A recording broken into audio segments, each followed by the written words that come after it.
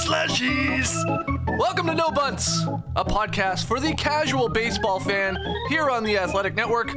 I'm J.E. Skeets, here in the Classic Factory, and alongside me, super producer J.D. Hello. There he is. And my co-host, joining us from Taiwan. He's up well past his bedtime, and we can thank daylight saving time for that. It's my good friend, Joel McMillan. What's up, Joel? How are you today, Skeets? I'm okay. I'm getting over a cold that's been lingering for like 7 to 10 days. So I'm over that, but I am pumped to see you, and I'm pumped for our season finale here of No Bunts. This is it. We're done. Let's end it in style, Joel, because we will. Yeah, we have so much to tackle here. In fact, let's just jump right into it with some fair or foul.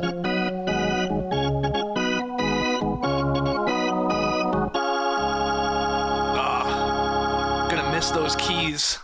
All right, since we last left you here on No Bunts, the Texas Rangers defeated the Diamondbacks 5-zip to cap off a 4-1 series win, clinching the franchise's first ever World Series title. They made history as well. They became the first team in MLB postseason ever to go perfect on the road, winning all 11 games. Joel, I don't know if the World Series feels like it was 2 months ago to you at this point, but my first fair or foul sort of statement off this is, fair or foul, the Rangers' World Series win has been utterly disrespected, embarrassingly disrespected by almost everyone. Is that fair or foul? I think that's fair. But before I get into it, Skeets, I just want to say congratulations to you, Mr. Rangers in 5. Way to go. Thank you. Do I know baseball or do I know baseball? I could see it, man. I could see the way the pitches were coming in. Yeah, I called it. You did. But they are. Am I nuts here? Like, it was wild just how quickly the World Series came and went.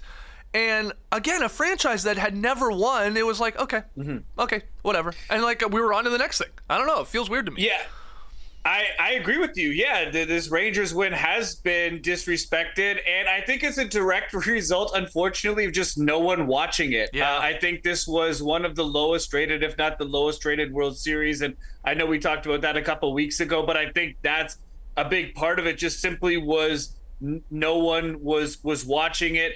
Texas isn't really like a big household name in terms of like teams. They're not the Dodgers or the Cubs or the Red Sox. So they kind of don't have that notoriety. But like you said, Skeets, undefeated on the road, 13-4 in the postseason. They really dominated every series they looked in control, other than when they kind of got behind 3-2.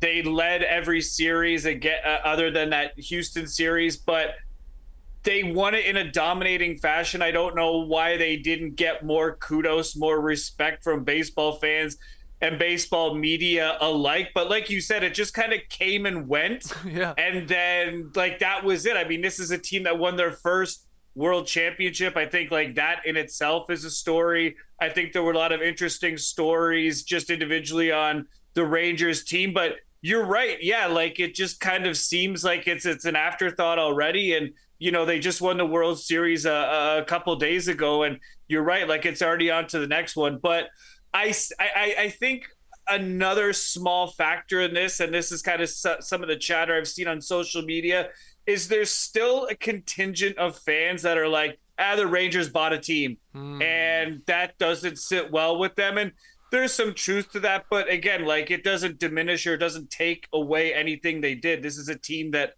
lost over 90 games last year and 100 games over 2 years ago. So I think what they did was amazing. I think like as time goes on, we will look back at this and go, wow, what a crazy run the Rangers had. I think it's going to have to age a bit, kind of like a bottle of wine, for us to really, truly appreciate. Well, not me personally and maybe some hardcore fans, but, baseball fans, hardcore and casual alike. It's going to take some time for this to kind of set in, maybe. One thing the Rangers have going for them, every postseason moving forward, we're going to see a graphic when a team rips off 4 or 5 consecutive road wins. We're always going to see that Rangers 11-0 on the road in the postseason. So, yeah, we'll be reminded. And, yeah, the idea about them buying a team is interesting to me because, and correct me if I'm wrong, they threw a ton of money at Jacob deGrom early on, like a gargantuan sum of money. But he pitches like 6 games and blows out his elbow. So, okay, a guy they invested in, he's on. And then at the trade deadline, Max Scherzer, they go and get him. That's huge. And then he got injured too. They had a lot of injuries, this team.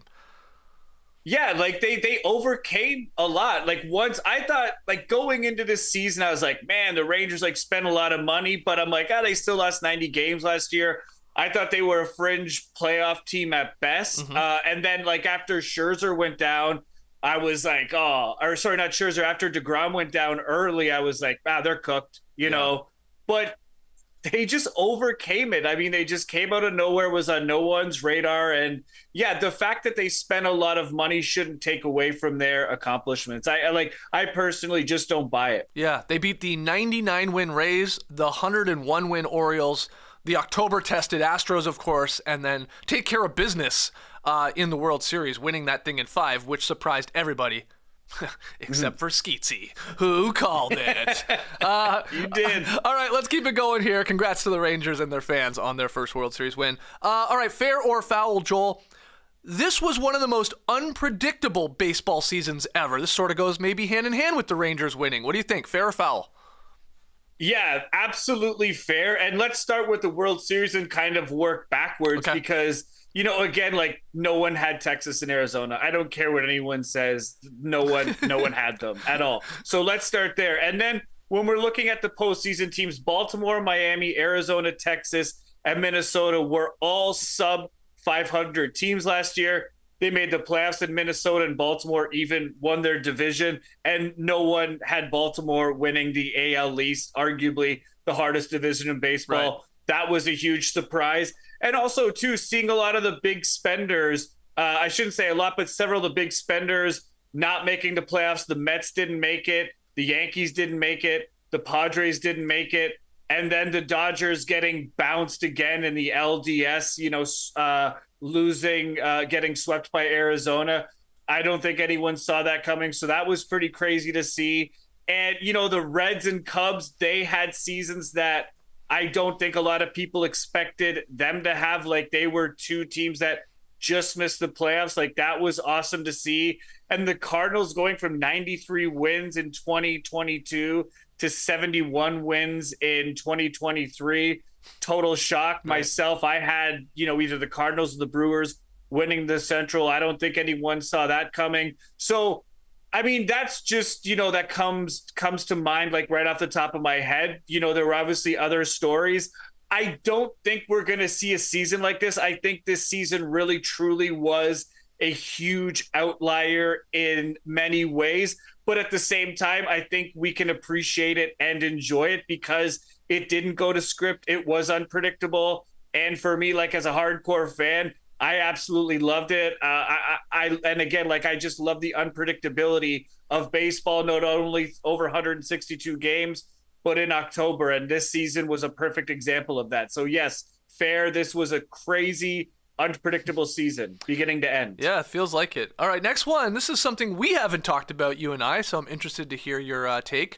Fair or foul, we will see an automated strike zone within 3 years of the MLB. Absolutely fair for a couple reasons. One, they're already using it in the minor leagues. All AAA teams use it at this point. They use a system called ABS. It stands for Automated Balls and Strike System. Okay. And there's basically 2 systems that are being tested right now. One is ABS calls all balls and strikes. And the ump just simply relays, like he's wearing an earpiece, and he just simply relays the call, like whatever ABS tells him to. Okay. Yeah. Now, there's a second system that's being tested where the umpire calls balls and strikes normally, like they do now. Yeah. But each team has 3 challenges, and the pitcher, the catcher, and the batter can challenge it. Now, they have to do it. They have to do it immediately. And if their challenge is correct, that team maintains their challenge. Oddly enough, when they used this at the end of the 2022 season in a couple of AAA parks. And oddly enough, the players and managers favored the challenge system, which I thought was weird. because to me, like, it just slows down the game so much more. But I saw it in real time. It actually didn't take that long. Like the pitcher threw it. It was the ump called it a strike.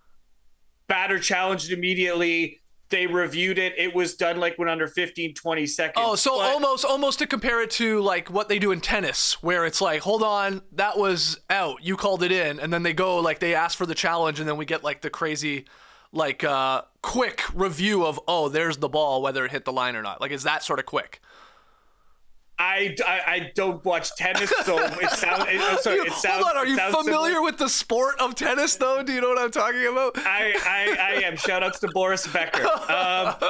But it's similar, like, where it's very quick. Now, my issue, I think I've got a couple issues with that. Okay. First of all, what if you lose all of your challenges and then, like, later in the game the ump blows a call, but you can't challenge it because you've used all three? And also think about it, Skeets, how many times in a game is a pitch made and a coach, a catcher, a pitcher, or a batter react and go, that wasn't a strike? And it's way more than 3 times, and you're leaving it up to the discretion right in the moment of the players. I think that's a slippery slope. I don't like that system. I think it needs to be ironed out. So as a fan, I prefer having ABS just call the entire game. I think it just keeps it moving. And also it slightly gets rid of framing, which, like, I don't like. Maybe I'm in the minority on that, but I don't like framing. I know it's a skill, but if you're a pitcher and you throw a ball that's not a strike, but the catcher's able to frame it as one, it's not cheating, but you didn't throw a strike. Right. You know, and ABS will get rid of stuff like that. So, you know, the hitters aren't getting cheated, but we are absolutely going to see this at the major league level within 3 years. It's coming. I just think they're going to iron out all of the kinks within the next year or two, and you're going to see it within 3 years. Wow. Easily. I mean, I hope, you know a lot more about this than I do, but man, I'll tell you what, don't go down the challenge route, because we see this in the NBA. It slows the game down. Everybody's asking for a challenge. Yeah, you run out of them, but you keep them. It's like, I can't stand it. I just wish they just play. So if they have this, like you're saying, I hope, I guess it's the more of the automated one where it's just like, it's just being relayed and the computers are calling these balls and strikes. I'm with you. Okay. Next one here. This is a big topic. I mean, now that we're into the MLB offseason, Shohei Ohtani will sign with the Dodgers this offseason. Is that fair or foul? I've been quoted on this show several times as saying that's where he's going to go, which makes my answer kind of peculiar. And I'm going to say foul. Whoa. Because I'm wrong a lot.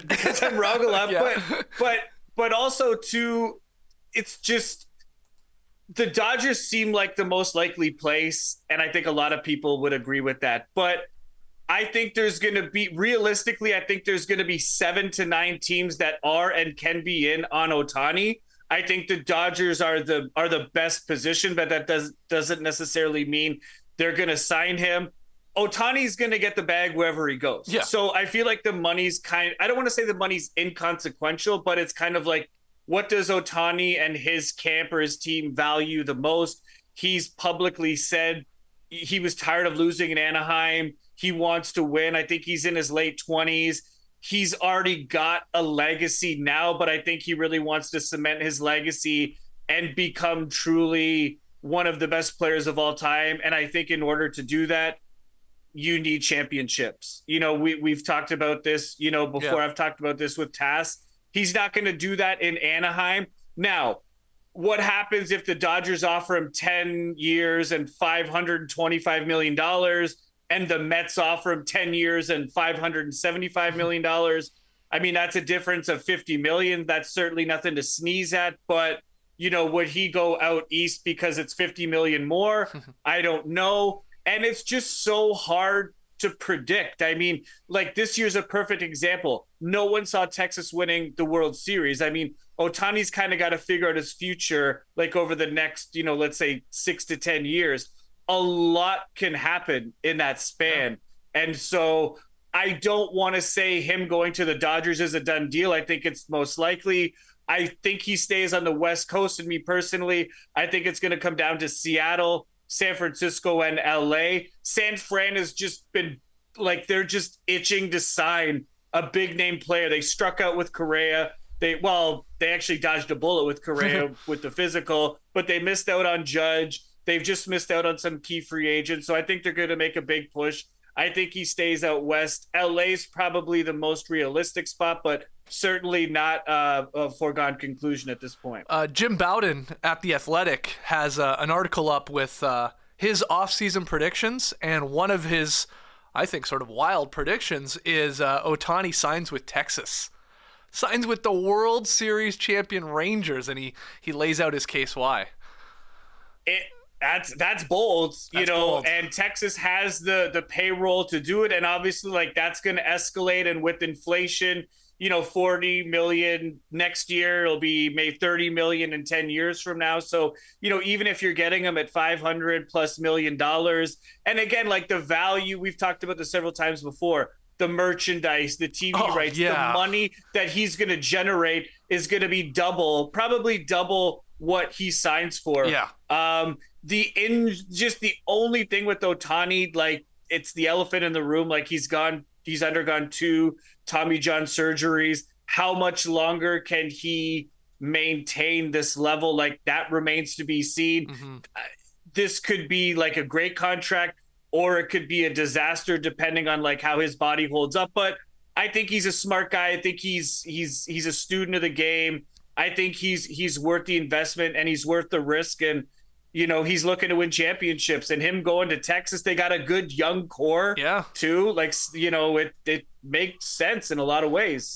So when does this all happen, Joel, for, again, a casual fan like myself? Like, how quickly could we learn of the team that Ohtani would sign with? Is this happening like in a week? Is this a month? I know it's the biggest question of the MLB offseason, but when does it actually, in theory, go down? I think teams can sign free agents within the next week or two. That's a good question. Yeah, okay. It starts in November. Okay. Yeah, fairly soon. Okay. All right. Well, we could find out soon then. This is like the number one question of the MLB offseason. Where does Ohtani sign? Do you think Dodgers? Do you think Rangers? Like Joel said, there's like 7, 8, 9 teams that want in on the mix. All right, final one. Fair or foul? The MLB will add 2 expansion teams by 2028. Foul ball. Foul ball. Foul ball. Yeah. I think, baseball is kind of going through this renaissance, and it's being driven by a lot of changes within the game. And I think they're excellent changes. I think they're very much needed. But I think this is a case of maybe too much too soon. We just talked a couple of minutes ago about the automated strike zone. I think there's other things baseball wants to address first and kind of stabilize before they go through with expansion. Because, that's, adding teams. That's obviously a huge move for a league. So I'm going to say foul, but they're definitely going to come at some point. They could be announced by 2028, but I don't see them playing. It takes 18 to 30 months to build a stadium, according to RJ Potiger's construction blog. That was the first hit on Google when I looked up this question. But when you take a look at the competitive balance this year, 17 teams finished over 500. That's fantastic. And only 4 teams finished 40 games or more under 500, which is awful, but you're always going to have some stinkers every year. Mm-hmm. So, there's definitely, and when you take a look at the talent worldwide, domestically, baseball's still kind of lagging, but internationally, the sport has exploded, and there's definitely more than enough talent where, you could field 2 more teams and you're not really watering down the quality of the product. It's going to come. It's going to be great for baseball. And I don't know where those teams are going to go. I think Nashville is probably a lock at this point. Like, I would guess Nashville is a lock. And then the other ones, honestly, I have no idea. Montreal's been floated, Portland, Salt Lake City. So I don't know where that other team's going to be. And then again, and another reason why I think there's going to be a bit of a delay on this is they just changed the playoff system. 2 years ago. Yeah. So if you're adding theoretically another team in the AL than the NL, then I think you're going to have to possibly just scrap divisions and just go with the top 6 teams and still have a competitively balanced schedule like they did this year. But then you're going to have to reformat maybe the divisions or the leagues, and that's going to be another change. Do you want to do that right after you've just had these changes with the playoffs? I don't think so, but by 2030, I could see them maybe, taking a step in that direction, because the wild card didn't last that long. I think it lasted 10 years or just under, slightly over. So, I think this is just a case of doing too much too soon, but expansion's absolutely coming for sure. Okay, a couple notes. One, I believe it took our good friend Corey Smith less than 16 or 18 months to build the Sky Dome out of Lego. It was pretty impressive. I remember him building it when we were kids. And the second thing is, hey, what's the deal with the Oakland Athletics? They are going to be playing one more year in Oakland and then, in theory, going to Las Vegas, playing in like a AAA park until they build their new stadium? Is that the last we know about this move, or is it not even happening? That's the last I've heard on it. I saw there was a vote. There's like a teachers, it's like Teachers Against Stadiums or whatever. There's like a group. Well, they're saying like, why are we spending public financing on a stadium? It's more of like a political thing, but they put a petition before a judge. I was just reading this afternoon, and the judge said there were issues with their petition. They needed to fix it and resubmit it. Okay. I just think it's a formality. But yeah, the A's are going to play in Oakland in 2024. Okay. And then beyond that, I don't think anything. They're kind of homeless as far as I'm concerned. Wow. But yeah, we'll see. Okay. We'll see. Okay. All right. Good stuff there in Fair or Foul. Let's play a little fill in the blank. First one, in a move that honestly sort of stunned the baseball world from what I could tell, the Chicago Cubs are hiring Craig Counsell as their manager from the Brewers. The Cubs will give Counsell a 5-year contract worth more than $40 million, making him the highest paid manager in Major League Baseball. So fill in the blank here, Joel. Craig Counsell managing the Cubs is blank. Completely out of left field, pun intended. You nailed it. Yes. Nailed that joke. Yeah, I woke up this morning and I had a notification on my phone and I was like, what? Like Craig, because he was talking with the Mets and it sounded he was going to go to New York, and like I get that. And then I was like, whoa, the Cubs, that completely caught me off guard. But it kind of makes sense for a couple reasons.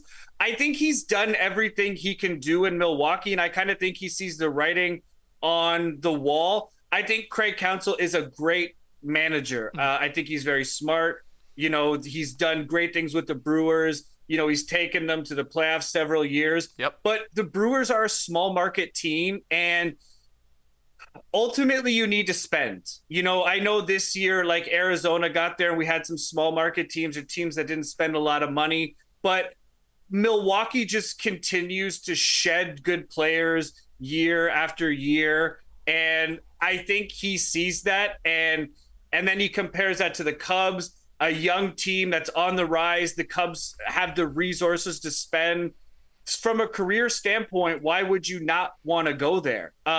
Yes, it's in his division. Yes, the optics look bad, but I totally understand why Counsell would want that opportunity. He's going to, get to manage in a big city, a big team. I think it's a great move for him.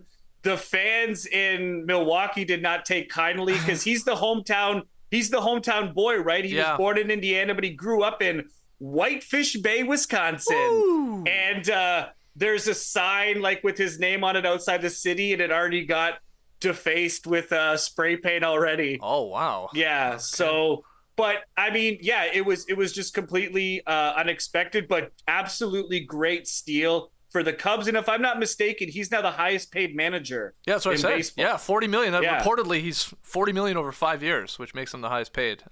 You're right. Yeah. A lot of success with the Brewers, at least in terms of getting the team to the postseason. 5 out of the last 6 seasons, he got them there.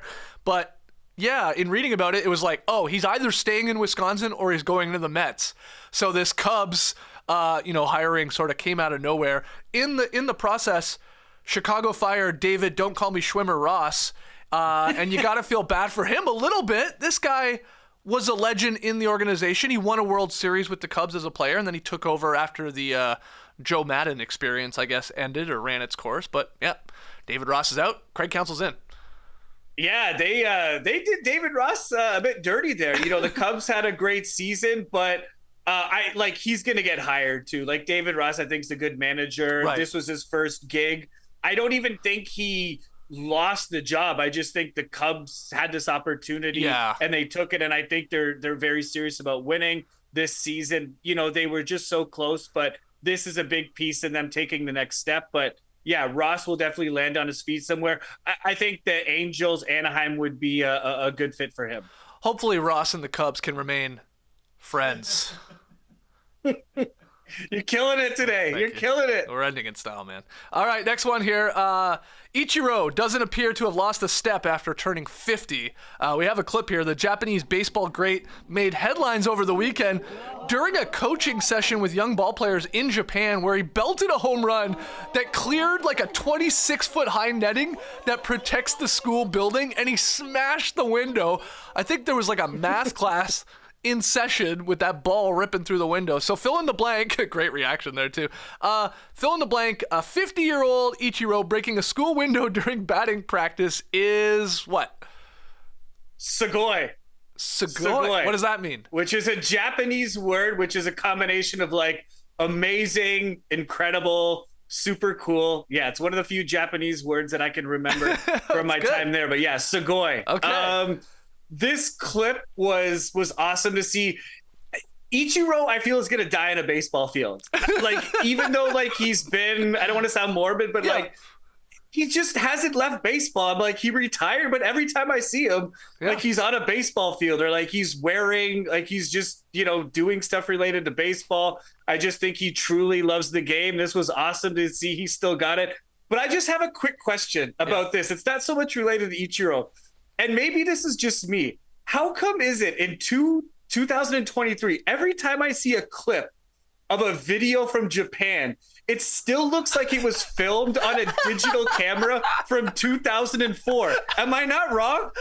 That is a great point. Aren't they like more technologically advanced than us here in North America? It's the home of Sony and all these great technology companies. And I'm like, who filmed this? Like, is this 2023 or 2005? And it never changes. Even when I watch Japanese baseball highlights, same thing. I'm like, I don't get it. Interesting. It just looks still so old. Yeah, what are they filming it on a Tamagotchi or something like that? Yeah, what's going on there? That's a great point. I'm gonna be watching this now. All these Japanese clips. I did read about this. Apparently, he took 63 swings at the plate there. Again, this is like a session where he's working with up and coming baseball players. He twice cleared that 26-foot high netting.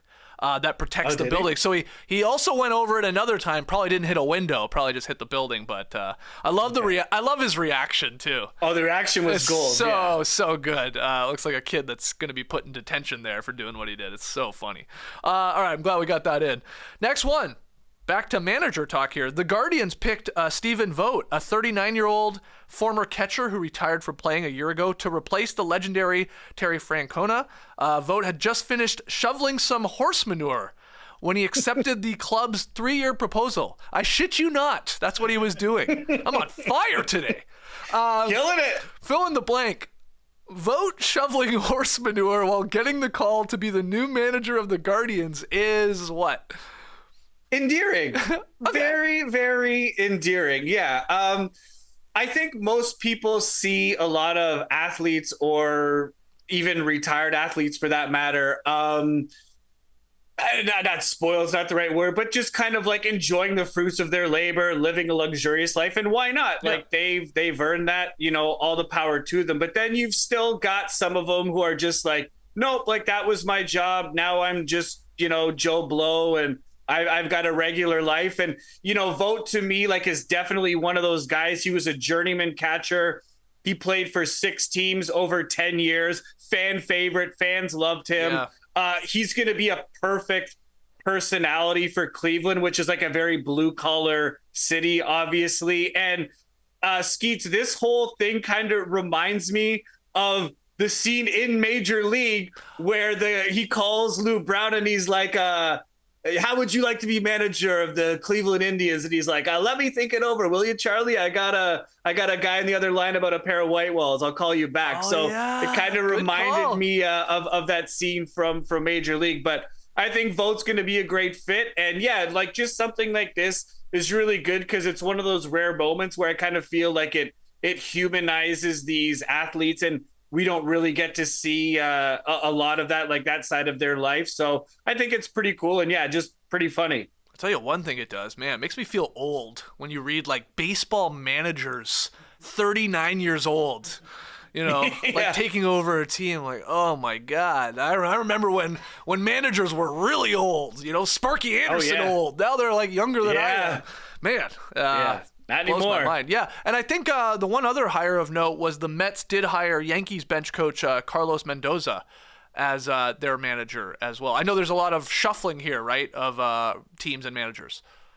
Yeah, the Mendoza, like I didn't really know what direction the Mets were going to go. I honestly thought they would kind of go with a bigger name, considering all the money they kind of got invested in that team. But Mendoza's one of the greatest last names, and shout outs to that scene in The Simpsons where Mendoza gets killed. Cracks me up every time, but I digress. Yes, okay. Moving on, let's talk about a Canadian. Joey Votto's $20 million option for the 2024 season was declined on Saturday by the Reds, making the first baseman a free agent, likely ending his career with Cincinnati after 17 seasons. I think he was already sort of thanking Reds fans, maybe on social media. Votto will get $7 million buyout, completing a contract that guaranteed him $251 million over 12 seasons. So fill in the blank. The Reds declining Joey Votto's option was what? Sad but expected. Okay. I think everyone knew this was going to come. The Reds had a huge youth movement this year. They're ahead of schedule, and I think they're going to be one of those teams that are, again, like going to be super competitive in that wide open NL Central next year. And also they're a small market team, you know, so $20 million to them is a lot of money. You know, it allows them to address some of the holes that they need to fill going into the season. But Joey Votto, I hope he's not done with the game. I hope he comes back to Toronto. That's already being floated. Wow. I've already seen a couple articles about a reunion. I've talked about it before on the show. It makes sense. He could replace Brandon Belt. But, you know, if he does retire, like it was a hell of a career. The sport of baseball is better with him having played it. He's such a unique personality. He's a very genuine guy. He's absolutely hilarious. I feel like he could be a comedian or he could be in comedic movies, but I would like to see him at the desk or like in baseball media, because I think like he's just got that. He's tailor-made for that. It seems like a no-brainer, right? That he will probably explore broadcasting after he is done. And I always wonder when a guy gets to the end of his career like this, or at least moves on from a team he's been with his entire career, does he, in terms of which team he maybe goes to, does it actually have to do with like, oh, I could be a part of their broadcast team moving forward? You know, like does he pick a team almost with the next move in mind, or does that matter at all? Maybe not with a guy like as talented and funny as and outgoing as this guy is. Maybe not, but I always think about that. Yeah, that's a good question. I would like to see him though on the national broadcast, because he's been kind of hidden and tucked away in Cincinnati, and they don't get a lot of games on TV. And you know, there's still, I mean, like people know who Joey Votto is, but they don't like truly get the full essence of who he is as a person and kind of his abilities and talents, like in terms of speaking and making jokes. So I would absolutely love to see him on the national broadcast, just absolutely ripping Jeter and Big Papi and A-Rod in those national broadcasts, kind of like the TNT crew there with Chuck and Shaq. Those guys crack me up all the time. So, you know, he would be a perfect addition. But not only is he just a funny dude, but I mean, like he's a very smart guy. student of the game, very intelligent, one of the best hitters. So I think not only can he offer hilarious jokes, but also great insights into what's happening. So we can kind of balance both. And I think in broadcasting, that's kind of sports broadcasting, that's not easy to do. But if you're making a prediction, do you think he is going to go right into television, or do you think he has a year or two left on, be it the Blue Jays or another roster? I mean, I think with any athlete at the end of his career, I think he's going to, I don't think you ever want to stop playing ever. Right. As an athlete, I don't know. I mean, as long as someone is willing to employ you, I feel like and your body can hold up and you still have that passion to play, you will. I don't know where Votto is, like mentally, obviously, but I think he's probably going to explore his options. Right. And then if he doesn't find anything he likes, then I think we'll see him in broadcasting probably next year. All right, final one here and fill in the blank. Now that the Oryx Buffaloes have announced that they will post star pitcher Yoshinobu Yamamoto so that he can be acquired by an MLB team, the race is on to see which team is going to try and get this great Japanese pitcher. So fill in the blank here, Joel. Japanese pitching sensation Yamamoto will sign with the who? Boston Red Sox. Okay. Yeah. I think there's obviously going to be a huge sweepstakes for Ohtani, and I think Boston's going to be one of the teams that's in on him. I mean, big market team. They've got the money to do it, the prestige, all that. I think they're going to be in on Ohtani. I don't think they're going to sign him. But obviously, Yamamoto is going to be the fallback plan for teams who don't win the Ohtani sweepstakes. And I think like Boston, Skeets, like, I know you're a casual fan, but Boston's a big market. They've got that huge fan base. Like that's a fan base that just absolutely wants to win. And for the past couple of years, they've had subpar teams. They haven't spent a lot of money. They took a lot of heat this past offseason for basically doing not that much in the offseason. And then they did even less at the trade deadline. And they had a fairly competitive team. They were kind of a fringe playoff team, but, their inability lack thereof of really doing anything at the deadline, that really didn't sit well with the fan base. So now they've got a new GM in Craig Breslau, ex-Red Sox pitcher. I think he's going to come in and look to make a huge splash.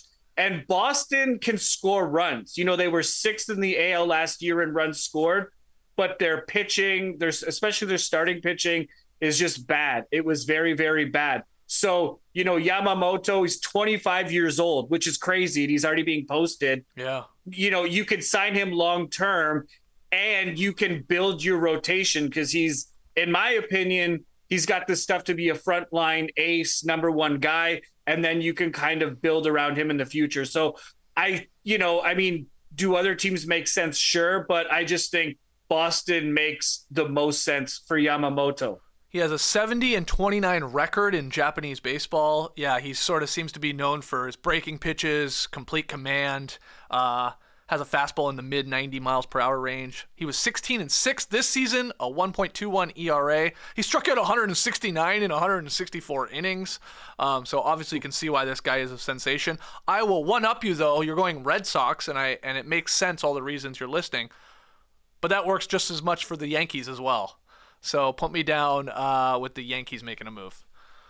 The Yankees? Okay. Yep. Okay. It wouldn't surprise me. It's just the Yankees are really handcuffed financially with some bad contracts. Giancarlo Stanton's obviously the big one. Yep.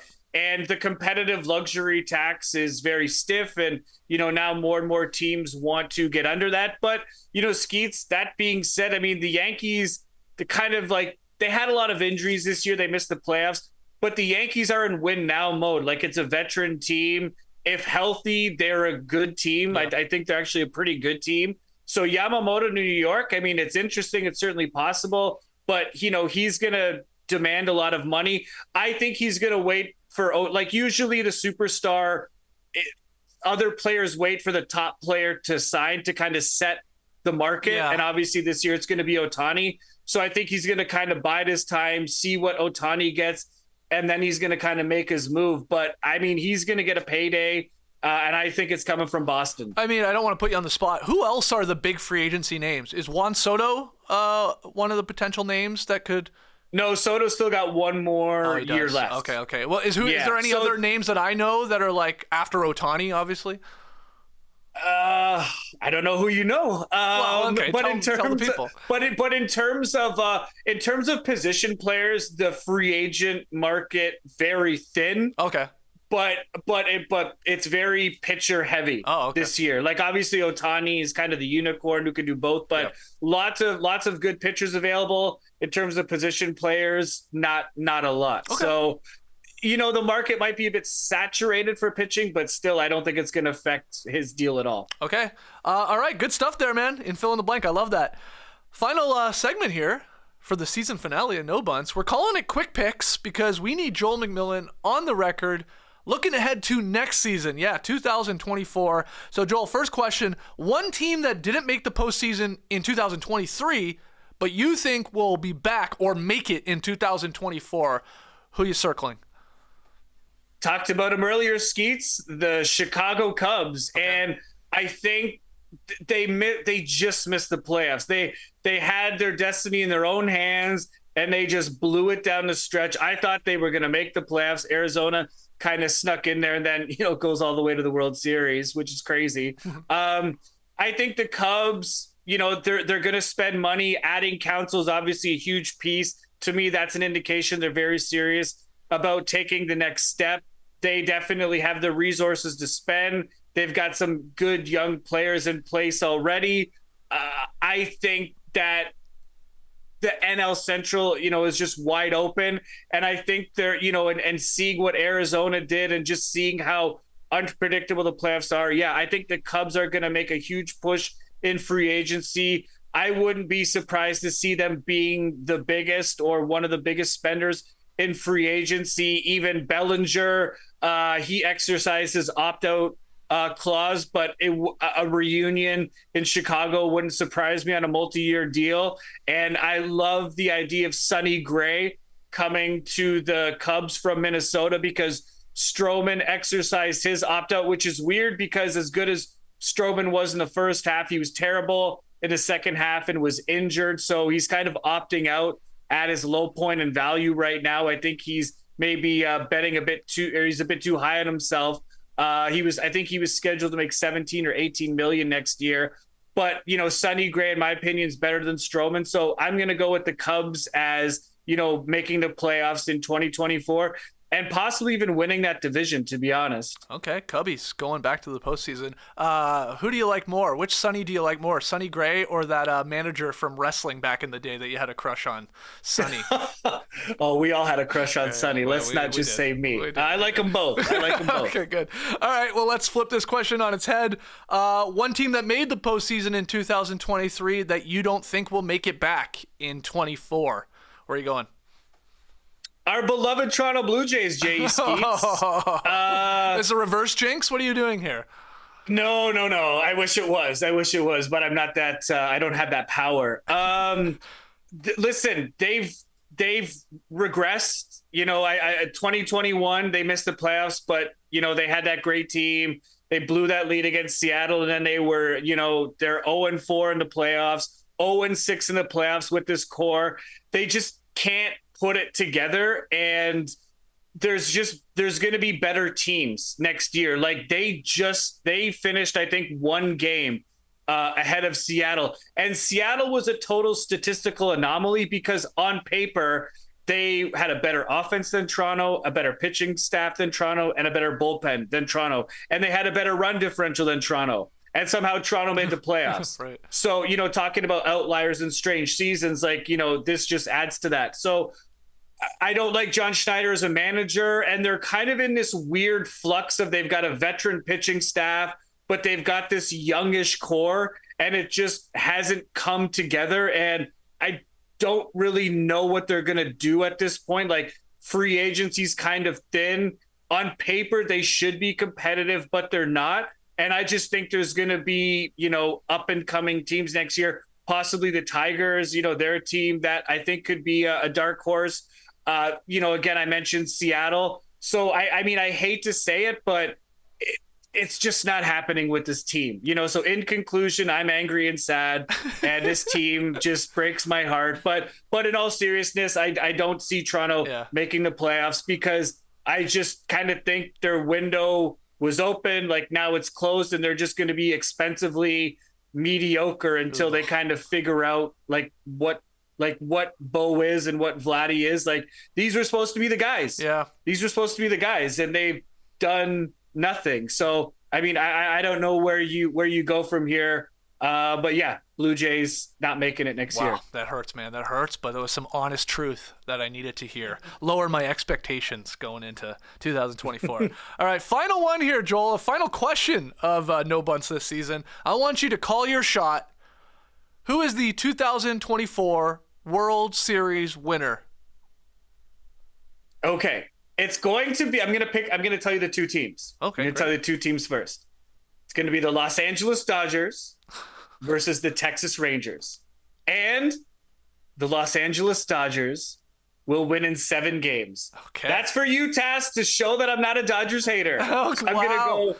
I think the Dodgers are gonna make a huge push in free agency. Yep. So they haven't gotten past the divisional series the last 2 years. I think the pressure is going to be on them. So I'm going to go Dodgers over Rangers in 7. All right, you got the Rangers getting back there. That's all right. That's surprising. They're loaded, and they'll have DeGrom and Scherzer and for a full season, and then I could see them re-signing Montgomery. They need to fix their bullpen, but. That's not that difficult to do. But, I think they had 4 or 5 All-Stars last year. I mean, man, that's a good team. So I don't think, the Rangers I think them getting back there is not a hot take. I think it makes sense. Okay. Joel's calling it. Dodgers, Rangers, 2024 World Series. Dodgers taking it in 7, and I can promise you more people will be watching it if LA is in the World Series, which is good. For sure. Which is good for everybody, including us. All right, we're going to call it there. Joel, I have had a blast filling in for our guy Tass. You mentioned him there. For those that are wondering how he's doing a lot better.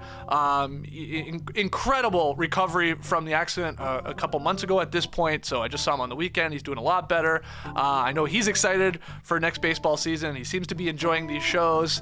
I've screwed up a couple things, but he's taking it easy on me. He said Joel's been carrying the squad, and that's true. Joel, I have had so much fun, honestly, just kicking with you. Me too. Once a week. Asking you a bunch of baseball questions. You really know your stuff. In fact, I've had so much fun, I wanted to get you a gift.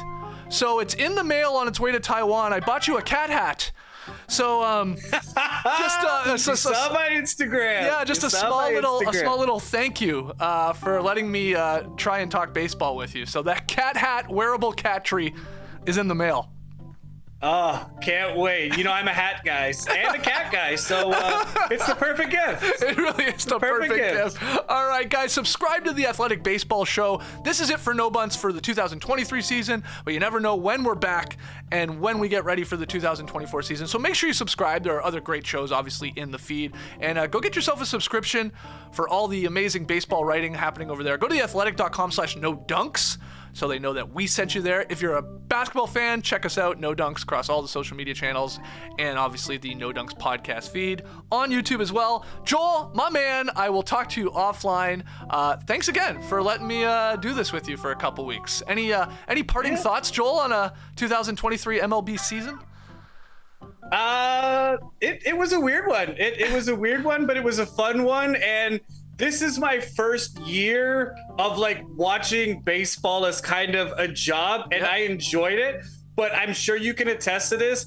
I'm happy to chill out on baseball. I'm gonna watch LPGA or the Nebraska college bowling final, just something other than baseball, even though I love it. But it'll be good to get a break, but still follow us on No Bunts. I'll still be posting hits on the Instagram. But yeah, this was fun, and Rams Radio's off the air. Oh, beautiful. Yes, my mom is so proud right now. Joel, great seeing you as always. Everybody, for Joel, for JD, for myself, for Tassie, for everybody here at No Bunts, take care. We'll see you in 2024. Embrace the day, people.